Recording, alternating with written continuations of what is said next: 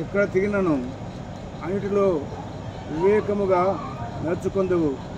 సర్వలోకులు వెళ్ళు మార్గమున నేను వెళుచున్నాను. ఎవరు ఈ మాట చెప్పినారు? దావీదు రాజు చెప్పిన మాట.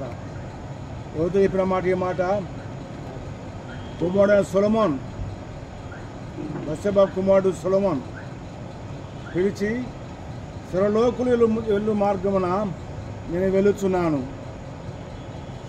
ఆనందమయ్య వెళ్ళే మార్గము, అందరూ వెళ్ళే మార్గం ఇది.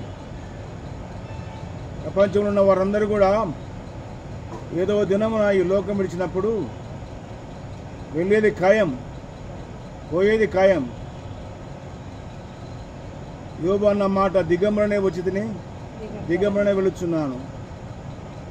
ఏమి తీసుకుని రాలేదు, ఏమి తీసుకుని పోవడం లేదు.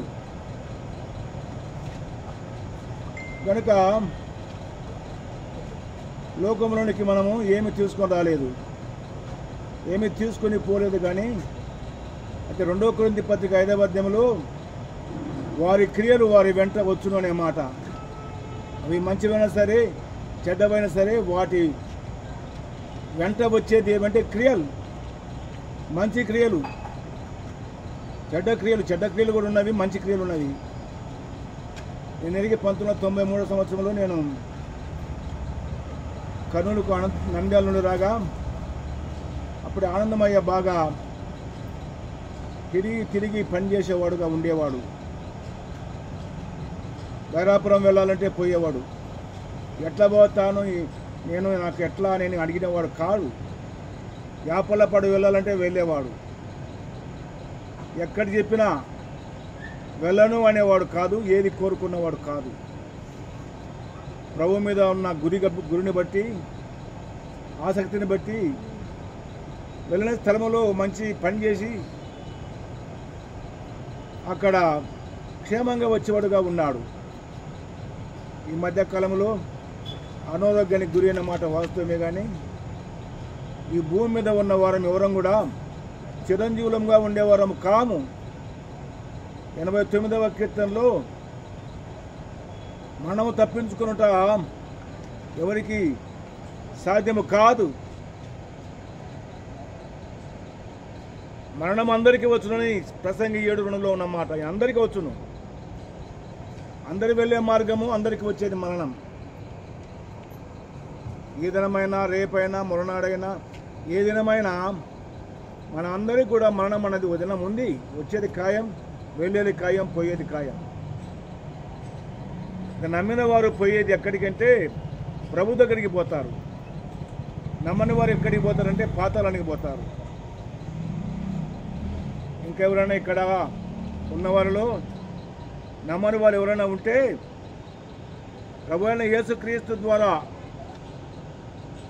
పాప క్షమాపణ ఉచితం, రక్షణ ఉచితం, గాలి ఉచితం.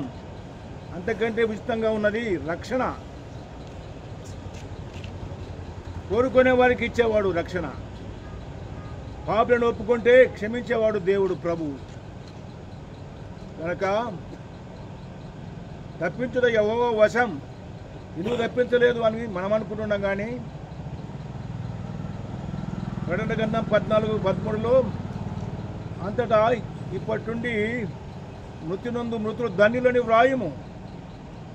వారు తమ ప్రయాసములు మాని, ఏం మాని? ప్రయాసములు మాని.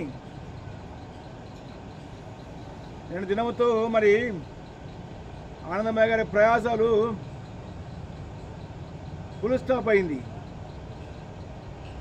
విశ్రాంతిలో ఆయన ప్రవేశించాడు, మహిమలో ప్రవేశించాడు.